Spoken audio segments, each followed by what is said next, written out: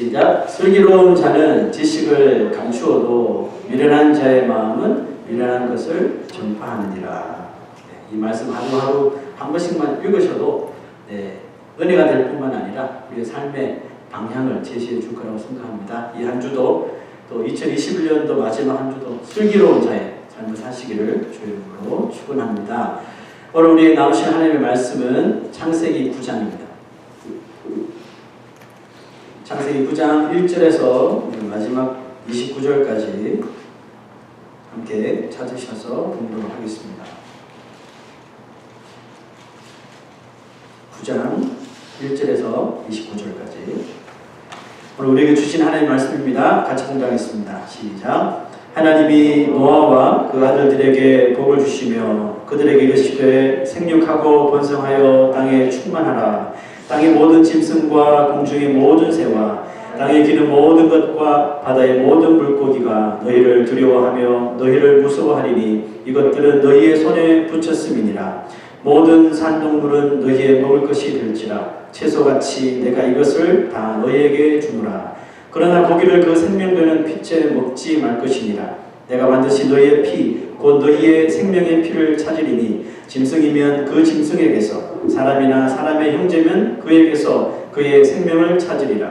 다른 사람의 피를 흘리면 그 사람의 피도 흘릴 것이니 이는 하나님이 자기 형상대로 사람을 지으셨음이니라. 너희는 생육하고 번성하며 땅에 가득하여 그 중에서 번성하라 하셨더라.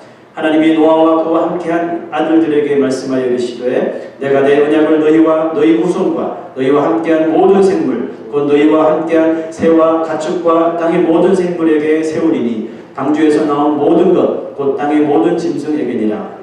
내가 너희와 언약을 세우리니 다시는 모든 생물을 홍수로 멸하지 아니할 것이라. 땅을 멸할 홍수가 다시 있지 아니하리라. 하나님이 이르시되 내가 나와 너희와 및 너희와 함께하는 모든 생물 사이에 제대로 영원히 세우는 언약의 증거는 이것이니라. 내가 내 무지개를 구름 속에 두었나니 이것이 나와 세상 사이의 언약의 증거니라. 내가 구름으로 땅을 덮을 때에 무지개가 구름 속에 나타나면 내가 나와 너희와 및 육체를 가진 모든 생물 사이에 내 언약을 기억하리니 다시는 우리 모든 육체를 멸하는 홍수가 되지 아니할지라. 무지개가 구름 사이에 있으리니 내가 보거나 하나님과 모든 육체를 가진 땅의 모든 생물 사이에 영원한 언약을 기억하리라. 하나님이 노아에게 또 이르시되 내가 나와 땅에 있는 모든 생물 사이에 세운 언약의 증거가 이것이라 하셨더라. 방주에서 나온 노아의 아들들은 셈과 함과 야벳이며 함은 가나안의 아버지라. 노아의 이 세 아들로부터 사람들이 온 땅에 퍼지니라.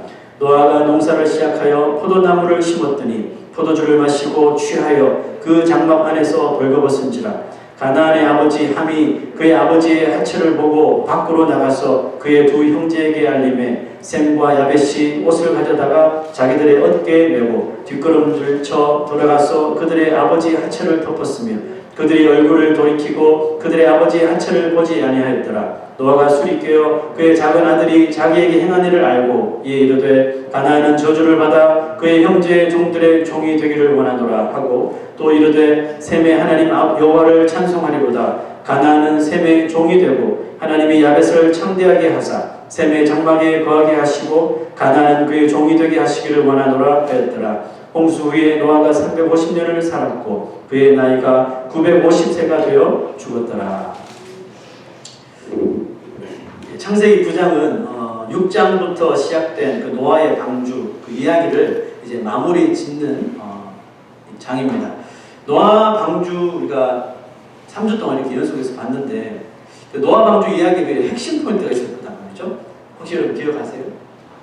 방주를 만드는 일이나 또 방주로 들어가서 또 방주에서 나오기까지 노아가 보여주었던 딱 한 가지 그 키워드가 있었는데 기억하십니까? 네, 웨이팅, 기다림이었죠, 그렇죠? 네. 그 노아 방주의 이 키 포인트는 핵심 포인트는 기다림이라는 거.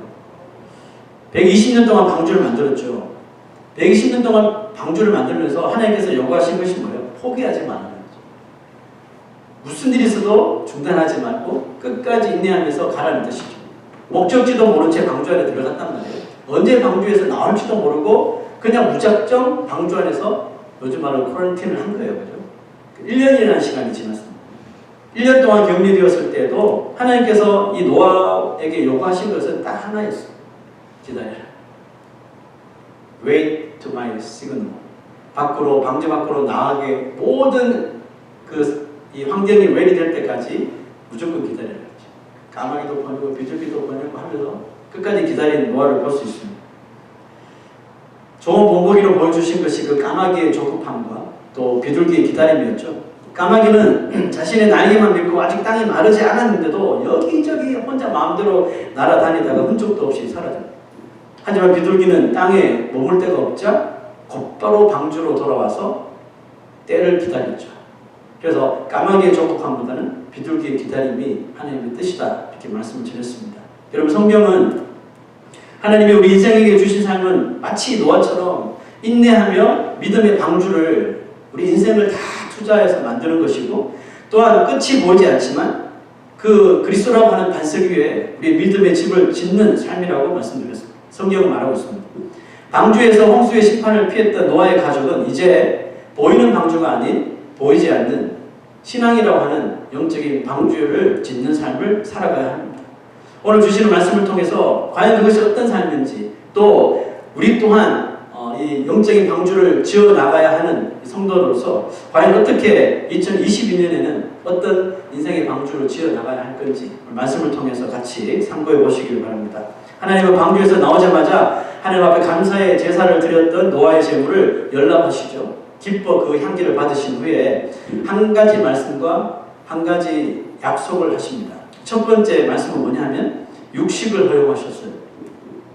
재밌죠? 봅시다. 모든 산동물은 너희의 먹을 것이 될지라 채소같이 내가 이것을 다 너희에게 주노라. 이 말씀을 보니까 이전까지 사람들이 뭘 먹었다는 뜻이에요? 채소가 먹었다는 뜻입니다. 채소, 과일. 처음에 천지창조를 보셨을 적에 사람에게 주신 음식이 바로 채소였죠. 과일. 그것처럼 이때까지도 하나님께서 명하신 음식은 채소와 이런 과일류라는 겁니다. 그런데 이전까지는 육식을 하지 않고 이 채소나 과일만 먹었는데 왜 홍수가 지난 후에 방주에서 나온 후에 하나님은 갑자기 육식을 허용을 하셨을까 하는 거죠. 정확하게 성경은 무엇 때문에 하나님께서 산 짐승을 이제 먹을 수 있다는 퍼미션을 하셨는지 정확한 내용은 없어요. 하지만 우리가 앞에 말씀들을 추측해서 한번 생각을 해보면 이렇겠죠. 아마도 홍수 이후로 급격하게 악화된 기후와 환경에 우리의 이런 몸이 적응할 수 있도록 하시기 위함이다. 이렇게 볼 수 있습니다. 예전에 어땠어요? 캐노피라 그래서 홍수 이전에는 이 지구를 둘러싼 정말 하나님의 은혜의 그런 마치 뭡니까? 대기권은 아니지만 이 지구를 베스트 인바이러먼트로 만들기 위해서 설치해 놓은 거. 그런데 홍수로 인하여 그게 다 이제 파괴되었다 그랬죠. 그래서 예전에는 채소와 과일 섭취만으로 충분히 영양 상태를 유지할 수 있었는데 이제 홍수로 인하여 다 파괴되는 바람에 사람의 생명, 수명이 평균 900살이었던 것이 이제 다음 장들 보시면 600살, 300살, 200살, 100살, 70살까지 쭉 이렇게 급격하게 줄어드는 것을 봅니다. 그러면서 다양한 영양분이 필요하게 되었으므로 이전에 허락하지 않으셨던 육식을 통해서 이 부족한 영양분을 하나님께서 공급해 주셨다. 이렇게 볼 수 있겠죠. 그런데 여러분 한편으로는 과연 모든 사람들이 홍수 이전까지 채식만 했을까? 하나님께서 먹으라고 했던 채식 위주의 이 식단을 받아들였을까 하는 이 질문을 할 수 있겠죠. 여러분 어떻게 생각하세요? 모든 사람들이 채소만 먹고 살았을까요? 네, 학자들은 하나님을 알지 못하는 사람들은 당연히 홍수 이전부터 이 동물을 잡아먹는 잡식이겠죠. 모든 것들은 자기 입에 들어갈 수 있는 모든 것을 잡아먹는 생활을 하였을 것으로 봅니다. 왜냐하면 가인의 후손들이 만들어낸 것이 아주 타락한 문화라고 그랬죠. 또 라멕 보셨잖아요. 얼마나 무서운 문화들을 만들어냈는지. 그러므로 이 가인의 후손들이 만들어낸 문화가 결국은 뭡니까? 하나님의 명령을 철저하게 저버리는 것이라고 했죠. 그러니까 하나님께서 먹는 것에도 이런 오더를 내리셨지만 그 말을 들을 리가 없었겠죠. 그러므로 그 타락한 문화는 사람들의 먹는 것에도 큰 영향을 끼쳤을 것이라고 보는 겁니다. 하지만 하나님을 섬기는 사람들, 노아와 노아 가족들, 아니면 홍수 이전에 돌아가셨던 이런 의인들, 믿는 사람들, 그런 사람들이 아마 만약에 먹는 일까지도 하나님의 뜻을 끝까지 저버리지 않았다면 그들만큼은 세상에서 뭘 먹든지 아랑곳하지 않고 계속해서 채식을 했을 것입니다. 그렇지 않았다면 하나님께서 육식을 이 노아 가족에게 공식적으로 허용하실 이유가 없게 되는 거죠. 그러므로 그 시대에도 이미 믿는 사람들은 이 정말 사사로운 먹는 것 하나조차도 세상과는 차별화가 되었다는 뜻입니다. 여러분, 우리가 다니엘 잘 아시죠? 다니엘도 바벨론 포로로 가서 음식으로 자신을 부정하지 않게 하기 위해서 그 나라 왕이 내리는 음식이지만 그것을 담대하게 거절했었던 것을 우리가 아마 기억하실 것입니다. 여러분, 그런데 오늘 이 음식을 구별하는 것보다 더 잘 구별해야 하는 것이 기록되어 있는데요. 한번 보시죠. 하나님께서 육식을 허용하시면서 한 가지 요구사항을 내립니다. 그러나 고기를 그 생명되는 피째 먹지 말 것입니다. 자, 고기는 허용하셨지만 생명되는 피체는 먹지 말라 합니다. 하나님께서 이 피를 인간의 생명과 짐승의 생명과 이렇게 연관을 시키는 것을 볼 수가 있죠. 비록 육식을 허용하셨지만 생명에 대한 그런 가치와 또 존엄성을 가지는 이 사랑을 함께 요구를 하셨다고 믿습니다. 이 사랑의 범위는 모든 피를 가진 피조물들을 포함하지만 특히 인간의 생명을 극히 존중할 수 있도록 하셨다고 봅니다. 그 다음 구절 볼까요? 다른 사람의 피를 흘리면 그 사람의 피도 흘릴 것이니 이는 하나님이 자기 형상대로 사람을 지으셨습니다. 믿는 사람은 사람이 뭐 착한 사람이나 악한 사람이나 믿는 자나 믿지 않는 사람이나 결국 다 하나님의 창조물이잖아요. 하나님께서 하나님 형상대로 적어도 인간들은 창조하셨으니까 믿는 사람은 사람이 하나님의 형상대로 지으셨다는 것을 항상 기억해야 됩니다. 그 사람이 뭐 내가 보기에 정말 그 사람이 악하고 또 잘못하고 있고 나쁘게 보여도 그 또한 하나님의 창조물임을 먼저 생각하라는 거죠. 그것을 생각할 수 있다면 그 사람을 그렇게 만든 이 배우 누굽니까? 마귀 사탄을 미워할 수 있고 그 사람의 영혼은 불쌍히 여길 수 있고 오히려 그를 위해 기도하고 또 악함에서 벗어날 수 있도록 도와줄 수 있는 것이 바로 하나님의 말씀이며 또 우리가 믿지 않는 자와 이 세대 가운데서 차별화될 수 있는 모습이라는 겁니다. 자, 두 번째는 하나님께서 언약을 또 하셨는데 무슨 언약입니까? 무지개 언약을 체결하셨어요. 내가 너희와 언약을 세우리니 다시는 모든 생물을 홍수로 멸하지 아니할 것이라. 땅을 멸할 홍수가 다시 있지 아니하리라. 내가 내 무지개를 구름 속에 두었나니 이것이 나와 세상 사이의 언약의 증거니라. 하나님께서 무지개를 내 무지개라고 이렇게 표현하신 것이 참 재밌지 않습니까? 자, 그 이유를 이제 볼 거예요. 무지개는 영어로는 레인보우지만 히브리어로는 퀘셰트라는 단어인데 이 단어는 기억할 필요 없고 이 퀘셰트라는 단어가 무슨 의미냐면 여러분 활 아시죠? 양궁할 때 활 많이 보셨죠? 활을 의미하는 것이 바로 이 무지개 퀘셰트입니다. 자, 제가 그림을 가져왔는데 대개 여러분 우리가 비온 후에 날씨가 개이면 무지개가 생기는데 이런 모양이죠. 그죠? 되게 이렇게 저도 우리 교회에서 몇 번이나 저기 무지개가 항상 같은 곳에 무지개가 있더라고요. 금요일 저녁쯤에. 네. 무지개가 항상 이렇게 둥그렇게 피어오르는 것을 보시는데 가만히 보시면 이것이 마치 활을 이렇게 당겨진 느낌처럼 이 무지개가 보이지 않습니까? 이렇게 둥그렇게 되어 있으니까 이미 활을 이렇게 당겨져 있다고 보면 되겠죠. 근데 여러분 활처럼 이렇게 당겨진 이 무지개가 위협적인 의미보다는 우리를 위로하는 의미로 다가오게 되는데요. 잘 보십시오.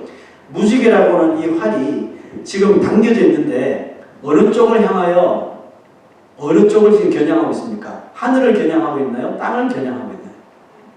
하늘을 겨냥하고 있죠. 홍수 이후에도 이 땅에는 다시 죄가 관영할 것을 하나님은 아셨을까요? 몰랐을까요?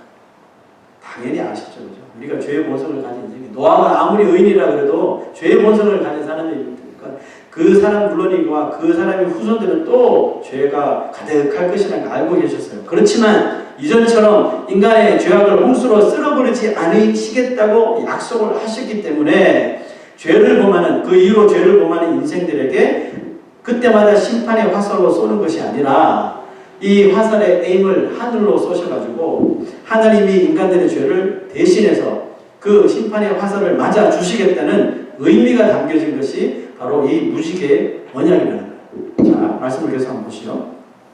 내가 너와 너희와 및 육체를 가진 모든 생물 사이에 내 언약을 기억하리니 다시는 물이 모든 육체를 멸하는 홍수가 되지 아니할지라.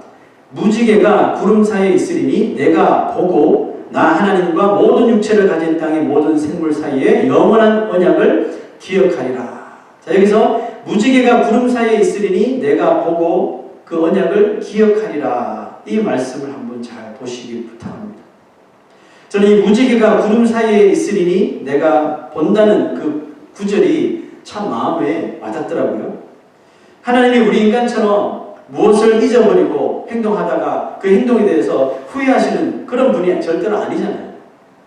그러니까 이렇게 하실 필요도 없는데 굳이 무지개를 볼 때마다 하나님께서 내가 그 언약을 기억하시고 또 기억하시겠다 거듭 약속하시는 모습을 통해 우리는 무엇을 깨달을 수 있을까요? 하나님께서 우리 인생을 안심시키시려는 배려로 볼 수가 있는 것이죠. 여러분, 사실 토기장이가 토기를 만들다가 마음에 들지 않으면 어떻게 합니까? 왜 다시 만들기 위해서 그 그릇을 깨버리는 거죠. 뭐 그대로 놔둘 수도 있고 그걸 깨버리든지 그냥 놔두든지 모양을 변형시키든지 그것은 누구의 특권이에요? 토기장이의 고유한 권한인 것이죠. 그것처럼 하나님께서 창조하시고 빚으신 인간들이 타락하여 죄짓고 사는 것을 마음에 들지 않아서 이것을 다시 다 쓸어버리고 새롭게 시작하시겠다고 마음을 먹어도 여기에 대해서는 아무런 문제가 발생하지 않는다는 뜻이에요. 여러분, 그런데 만약에 하나님께서 이 무지개 언약을 우리가 시각적으로 볼 수 있는 이 가시적으로 볼 수 있는 무지개 언약을 하나님께서 주시지 않았다면 홍수 심판 이후에 살아가는 인류들이 검은 구름이 하늘만 쫙 덮여도 어떻게 될까요? 이게 또 물로 끝나는 거 아니야?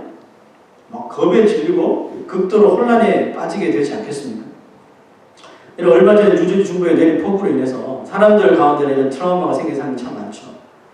저도 그 중에 한 사람인데 저도 그걸 경험하긴 했지만 또다시 그 비로 인하여서 많이 내리는 폭우로 인하여서 이 땅에 심판이 내리지 않는다는 확신을 가진 것이 뭡니까? 결국은 그 무지개 언약이 주는 평안함 때문입니다.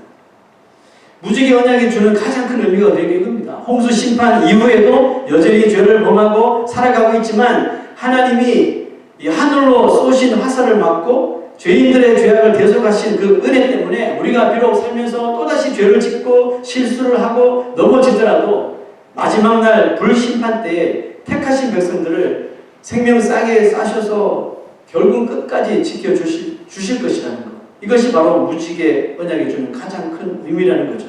그러므로 우리가 언제라도 무지개를 바라볼 때 이쁘다 하고 전화기 꺼내서 사진 찍을 것이 아니라 사진은 좀 나중에 찍으시고 제일 먼저 기억해야 되는 것이 우리 말씀인 거죠. 무지개를 볼 때마다 하나님께서 주신 그 하나님의 무지개 언약을 떠올리셔야 되는 거죠. 떠올릴 뿐만 아니라 옆에 자녀가 있으면 자녀들에게 저 무지개에 대한 과학적으로 설명하지 말고 성경적으로 설명을 해 주시라는 거예요. 왜 무지개가 이 땅에 생겼는지 그것을 잘 가르쳐 주시라는 거죠. 우리가 무지개를 바라보듯이 하나님도 저 무지개를 바라보고 계신다는 것. 가슴이 좀 뛰지 않습니까? 우리가 바라보는 그 무지개를 지금 그 순간에 하나님도 그 무지개를 바라보시며 당신의 언약을 기억하신다는 것을 잊어서는 안 된다는 뜻이에요. 그러므로 나 같은 죄인을 우리가 무지개를 바라보면서 나 같은 죄인을 또 내가 죄짓고 살았는데 또 오늘 하나님께서 참아주시는구나. 또 인내해 주시는구나. 그 하나님의 은혜에 감사하며 우리의 삶이 하루가 다르게 거룩하고 경건하도록 회개하며 죄악된 삶을 고쳐나가야 하는 것입니다. 비록 지금 LGBT라고 그러죠. 동성애자들 그 사람들이 무지개를 마치 그들의 상징처럼 사용을 하고 있잖아요. 그래서 그 바람에 정말 성경적인 이 무지개 아름다운 의미가 아주 심하게 훼손당합니다. 그래서 어떻게 보면 교회의 상징적인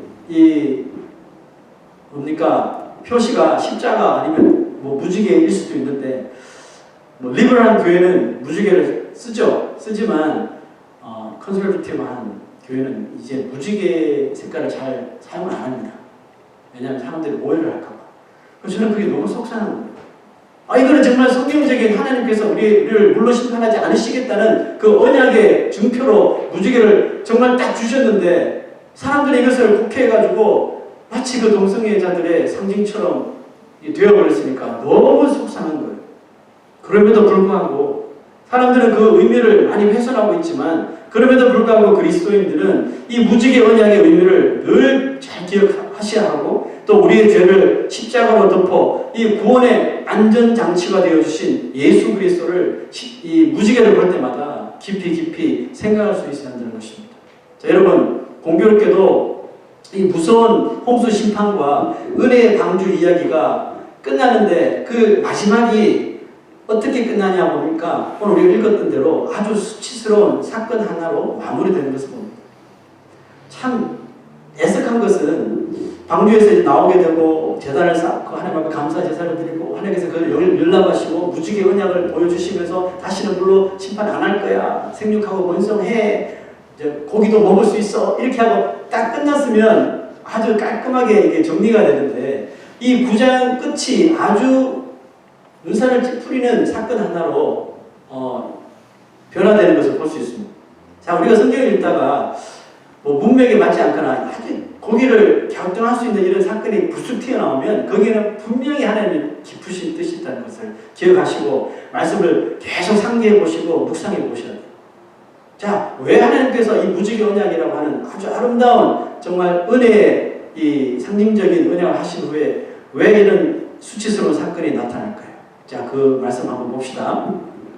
노아가 포도나무를 재배합니다. 그리고 그 포도나무가 이제 포도나무 열매로 숙성한 포도주를 계속 마셨나 봐요.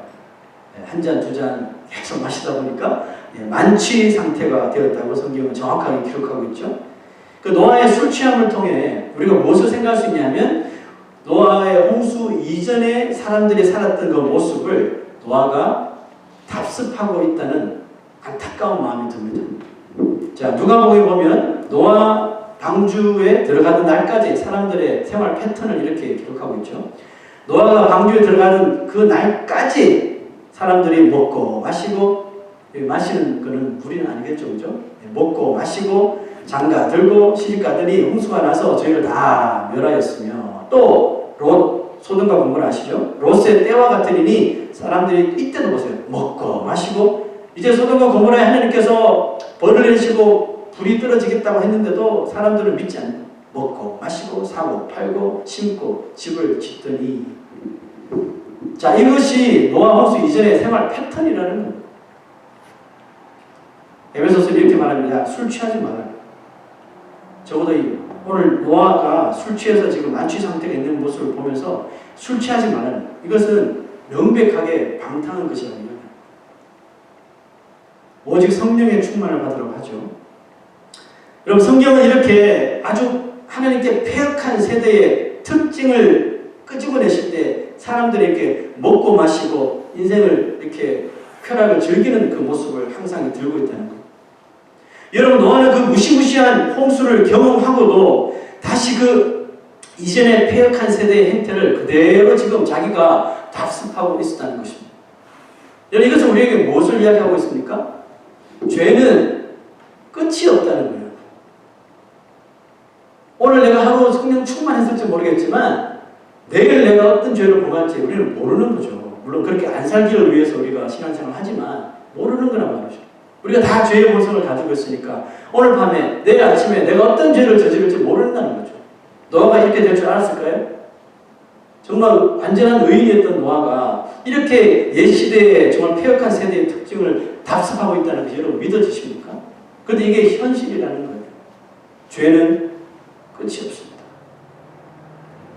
그런데 우리가 더 눈여겨보아야 할 부분이 있는데요. 성경이 주목하는 것은 이 노아의 행실보다 노아의 모습을 보았던 세 아들들이 보여준 행동을 성경이 더 주목하고 있다는 거예요. 자, 한번 보시죠.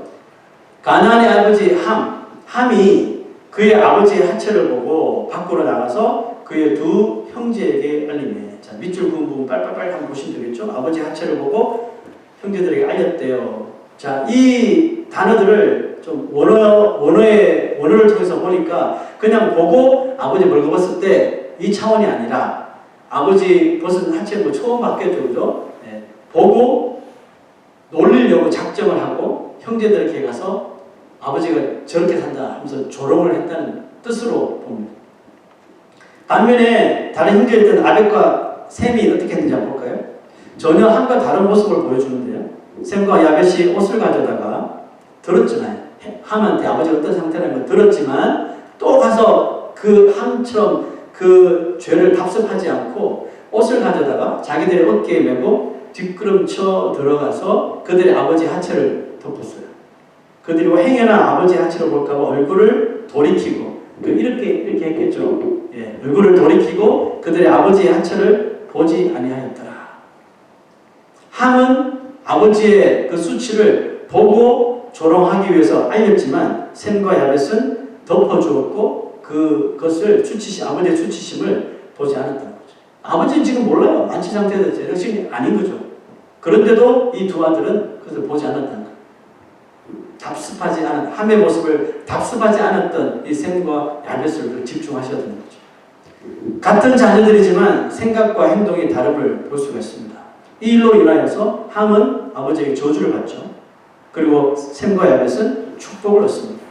왜 이들은 축복을 받았을까요? 왜냐하면 이들의 행동도 뭐 칭찬할 일이지만 영적으로 보면, 성경적으로 보면 셈과 야벳의 행동이 성경에 기록된 아주 은혜로운 두 가지 사건과 너무나도 닮아있기 때문에 그렇습니다.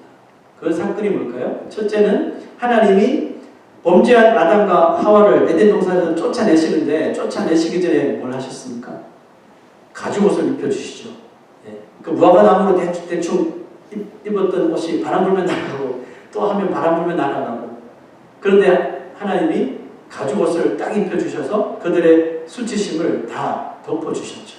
그 사건과 이 셈과 야벳의 행동이 너무나도 닮아있다는 거고, 두 번째는 십자가의 보혈의 피로 우리의 더러운 죄의 수치와 허물을 다 덮어주신 예수 그리스도께서 보여주신 그 은혜와 또 너무나도 매칭하고 있다는 사실입니다. 여러분, 이 세상에는 셈과 함과 같은 존재가 많을까요? 셈과 야벳 같은 인생들이 많을까요? 여러분 사시는 주위에는 어떤가요? 남의 수치와 남의 부끄러움과 남의 실수와 남의 잘못을 보고 좋아라 막 떠버리고 이야기하고 막 글을 남기고 막 알리고 이런 사람이 많습니까? 아니면 남의 실수를 덮어주려고 그러고 못 본 채 하고 용서해 주려고 그러고 이런 사람이 많아요. 이 세상에는 함과 같이 다른 사람의 실수와 잘못을 일부러 발견하여서 그것을 드러내고 또 재미삼아 놀리고 이것을 퍼뜨리는 사람이 너무 많습니다. 요즘 시대 얼마나 쉬운 시대 삽니까? 자기가 드러나지 않게 다 퍼뜨릴 수 있으니까. 정치고 종교고 다 그런 것 같아요. 특별히 자기 자신의 라이벌이라고 그러면 무슨 수단과 방법을 가리지 않고 깔아뭉개야 돼요. 매장시키는 이런 시대에 우리가 살고 있다는 거예요. 성경은 이와 같은 삶은 비록 그 사람이 기독교인이라 할지라도 천국에 합당한 사람의 모습이 아니라고 말씀합니다. 왜 그럴까요? 이런 모습이 바로 마귀를 닮은 행동이기 때문에 그렇습니다. 함은 셈 야벳과 똑같이 방주를 타고 홍수 심판을 다 피했던 자인데 왜 함에게는 그런 악한 모습이 나타났을까요? 또 반대로 셈과 야벳은 똑같은 함과 형제고 또 방주를 만들고 방주에서 그 심판을 피했던 사람인데 왜 셈과 야벳은 함의 그 모습을 답습하지 않았던 걸까요? 여러분 그 이유가 뭐라고 생각하십니까? 저는 셈과 야벳은 방주의 은혜를 늘 기억했던 반면에 함은 방주의 은혜를 홀라당 다 까먹고 전혀 기억하지 않고 살았기 때문이라고 합니다. 이것이 바로 방주 이야기의 엔딩 메시지입니다. 기억하고 기억하지 못했던 차이. 여러분 누가 진정한 그리스도인일까요? 구원받은 은혜를 나 같은 죄인 영원한 형벌에 떨어져도 마땅한 이 죄인이 예수 그리스도의 십자가의 은혜로 구원을 받은 그 구원받은 은혜를 어느 순간에도 잊지 않는 사람이죠. 잊지 않을 뿐만 아니라 그것을 기억하여서 한처럼 죄를 지을 수 있는 행동을 구원의 은혜 때문에 선으로 바꾸고 선을 만드는 행동으로 옮겨 나갈 수 있는 사람. 여러분, 그 사람이 정말 진정한 그리스도인이 아니겠습니까? 우리 가운데 함과 같은 모습이 없는 사람이 여러분 있습니까? 아무도 없을걸요? 여러분, 우리 삶 한번 보세요. 지금은 좀 나아졌을지 모르겠지만 왕년에 나는 하면서 생각하면 어이구, 저도 그랬거든요. 우리 가운데 함과 같은 모습이 없는 사람이 어디 있어요? 아마 아무도 없을걸요? 그 의미는 뭡니까? 우리도 무지개를 보면서도 우리를 향해 끝까지 참으시는 하나님의 은혜를 기억하지 않고 때로는 내 판단대로 내 성격대로만 살아갔던 존재라는 것입니다. 그리스도인들이 마치 바리새인들처럼 하나님의 은혜로 오신 그리스도를 제대로 보지도 못하고 알려고도 하지 않고 닮지도 못하여 예수님께 회칠한 무덤이니 독사의 자식들이라고 저주를 받은 것처럼 우리가 이 세상을 살아가서는 안 된다는 말씀입니다. 우리는 하나님의 택하신 자녀들이요 하나님의 사랑하시는 백성들이 맞습니까? 무서운 심판의 날에 예수 그리스도라는 방주에 들어가기로 이미 작정이 된 사람들이 아닙니까? 그것을 믿는다면 이제 우리는 하나님 나라의 그런 품격을 지키면서 살아가는 사람이 되어야 할 줄로 믿습니다. 무엇으로 그 품격을 우리가 지킬 수 있을까요? 교회 다니는 명함일까요? 교회를 얼마나 오래 다녔는지 그 출석이 있을까요? 아니면 교회에서 내가 가지고 있는 직분일까요? 아니라는 거 아시죠?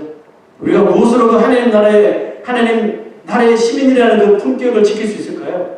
딱 한 가지예요. 함과 같은 악함이 판을 치고 마치 문화처럼 당연시되는 이 세상에서 샘과 야벳의 삶을 살아내버리는 것입니다. 아멘. 여러분, 이런 삶을 통해서만이 우리가 하나님 나라의 품격을 지켜나가는 진정한 그리스도인의 모습을 살아갈 수 있는 것입니다. 세상 사람보다 인간의 생명을 더 존중하고 귀하게 여기는 마음을 가지십시오.